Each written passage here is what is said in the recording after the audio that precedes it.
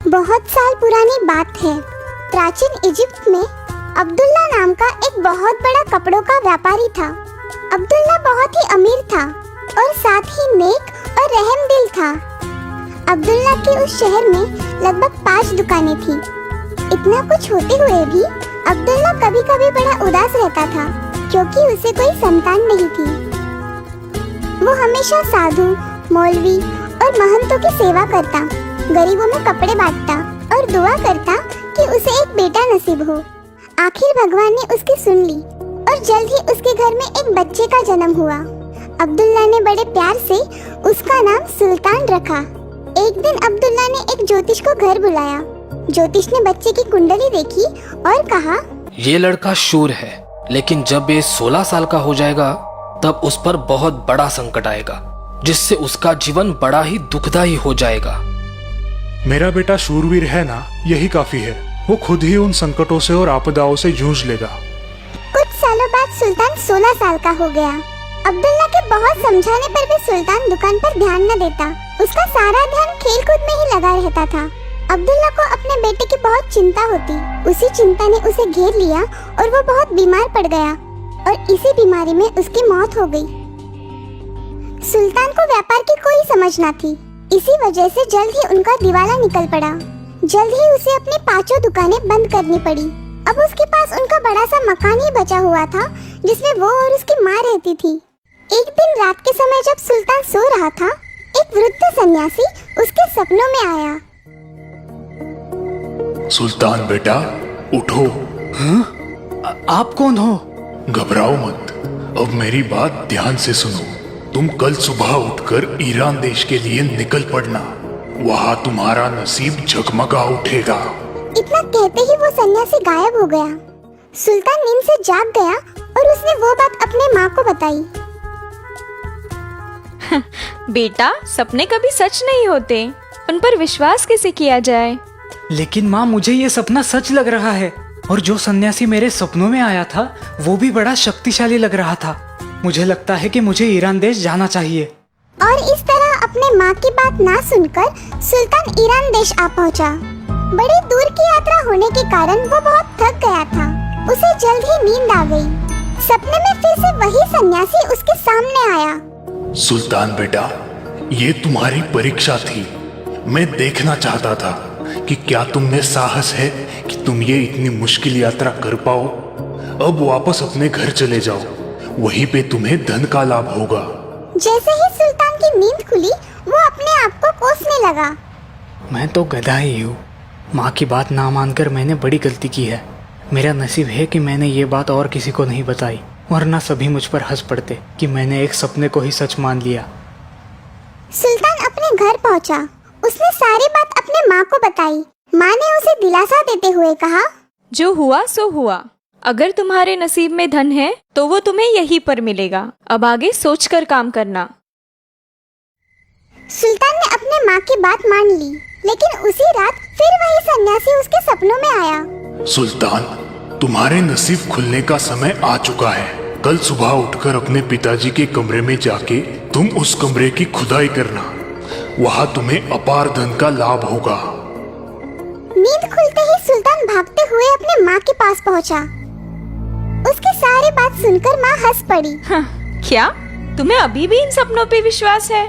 ठीक है, अब तुम अपने मन की तसल्ली कर ही लो। ईरान जाने से तो ये अच्छा है कि तुम मेरे पास तो रहोगे। सुल्तान ने उस कमरे की खुदाई शुरू की। बहुत देर तक खुदाई करने के बाद उसे लगने लगा कि उसने फिर से कोई बेवकूफी की है। इतना बड़ा पत्थर!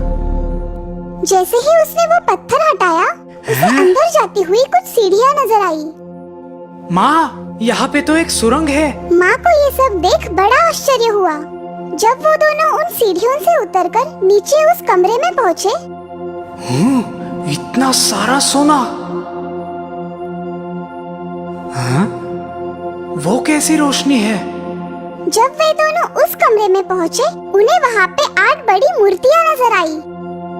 हाँ? इतनी सारी सोने की मूर्तियाँ, और इनमें तो हीरे जड़े हैं। माँ और सुल्तान दोनों को बड़ा आनंद हुआ, लेकिन तभी एक बात सुल्तान को नजर आई। माँ, यहाँ पे एक मूर्ति कम है। 8 मूर्तियाँ सोने की थाली पर खड़ी है, लेकिन जरा देखो, यहाँ पर एक थाली खाली है। उस थाली पर कुछ लिखा हुआ था। सुल्तान उसे पढ़ने लगा।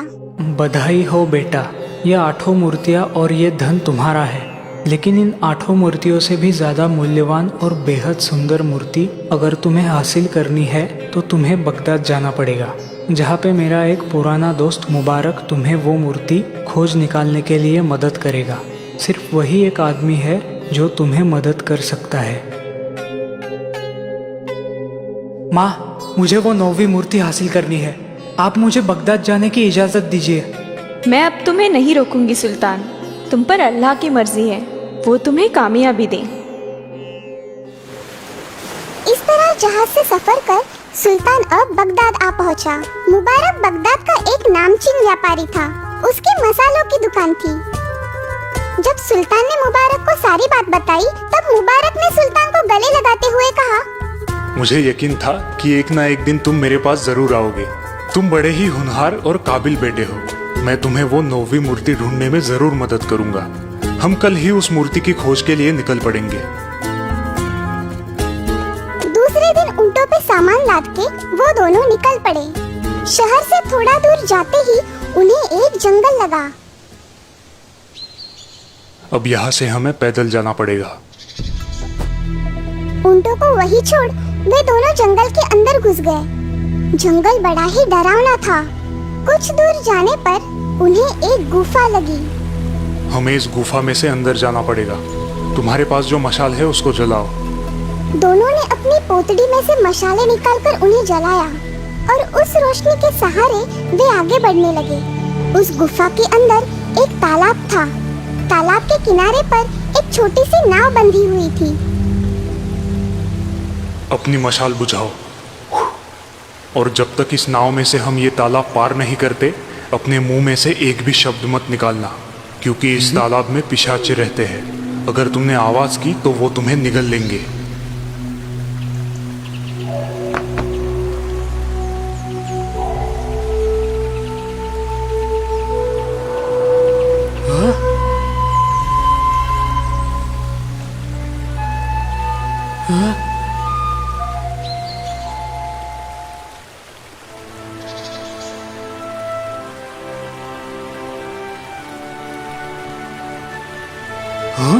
वो क्या है?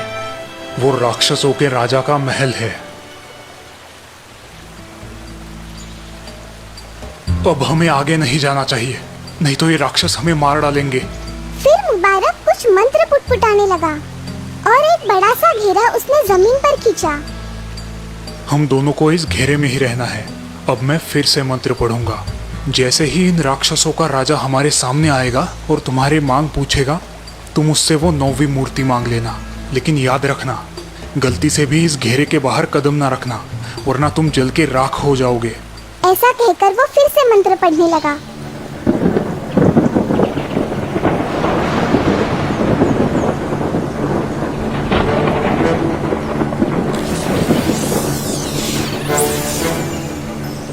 सुल्तान, आखिर तुम यहाँ तक आ ही पहुँचे।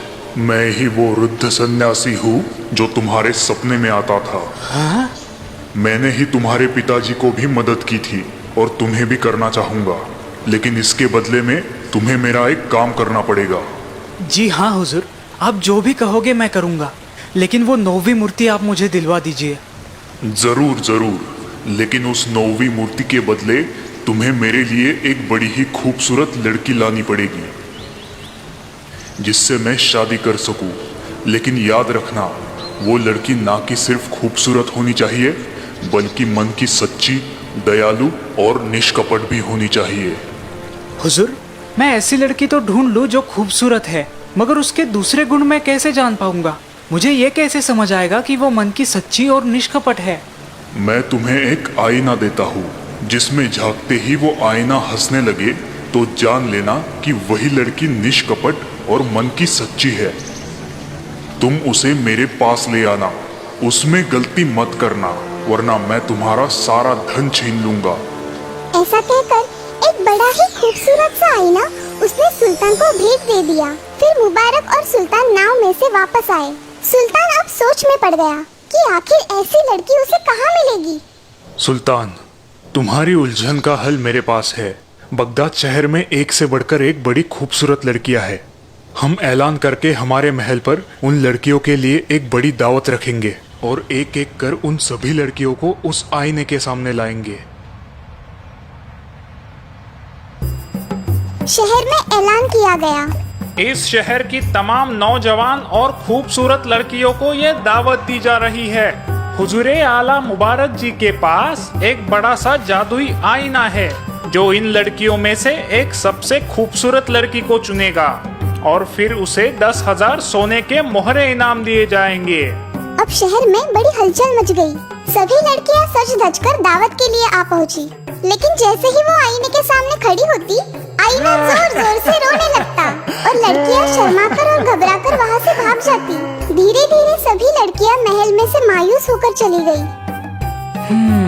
यह आईना तो रोते ही जा रहा है। हाँ? आईना हंस रहा है। ये कैसे हुआ? वो दोनों दौड़ते हुए उस कमरे में आ पहुँचे।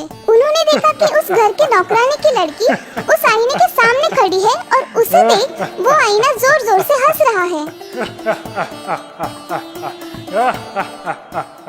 मुझे माफ कीजिए हुजूर, इस आईने के सामने आने का मेरा इरादा न था, लेकिन मैं इस कमरे को साफ कर रही थी। मुझे लगा कि इस आईने को भी साफ किया जाए और जैसे ही मैं इस आईने के सामने आई, ये जोर जोर से हंसने लगा। इसमें मेरी कोई गलती नहीं है, मुझे माफ कीजिए।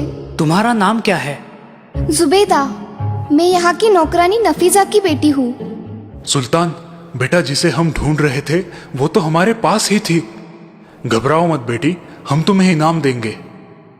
जुबैदा की माँ को बुलाकर उसे सारी बात समझाई गई। जुबैदा उनके साथ चलने के लिए तैयार हुई, लेकिन जुबैदा को इस बात का पता न था कि वो उसे एक राक्षस को सौंपने वाले हैं।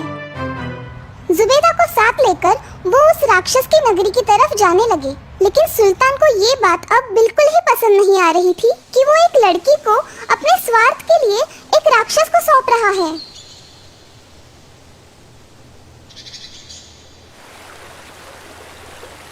तुम बड़े ही परेशान दिखाई दे रहे हो।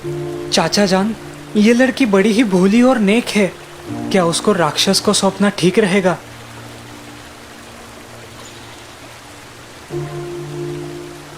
वो हमारी गुलाम है, हम उसे जरूर बेच सकते हैं। लेकिन अपने स्वार्थ के लिए मैं इस लड़की की बलि क्यों दूं? क्योंकि तुमने यही वचन उस राक्षस को दिया है।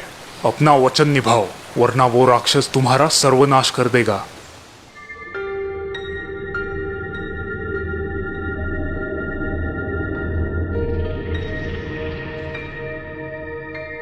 सुल्तान को ये बात सहन न हो पाई और वो रोने लगा। जब जुबैदा को इस बात का पता चला, तब उसने सुल्तान को समझाया कि इसमें उनकी कोई गलती नहीं है और वो खुद उस राक्षस से शादी करने के लिए तैयार है।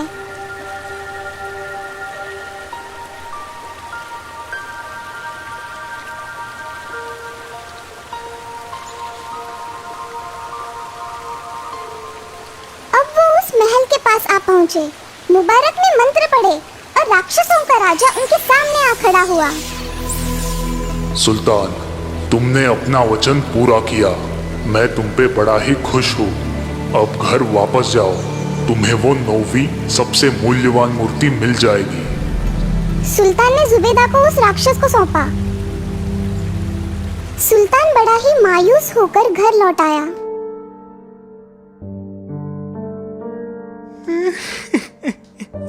क्या हुआ बेटा, तुम खुश नहीं हो? सुल्तान ने उसे सारी बात बताई।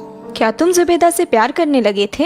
हाँ, शायद, क्योंकि वो बड़ी ही नेक और मन की सच्ची थी।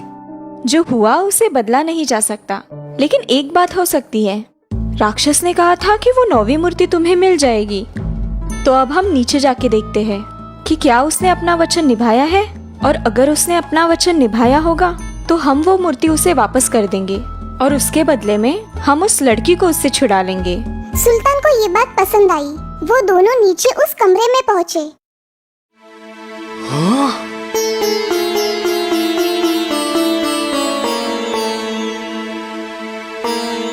मालिक, वो 9वीं मूर्ति मैं ही हूँ। जिसे उस राक्षस ने आपको भेंट स्वरूप दिया है। जुबैदा को वहाँ पाकर सुल्तान को बड़ा हर्ष हुआ।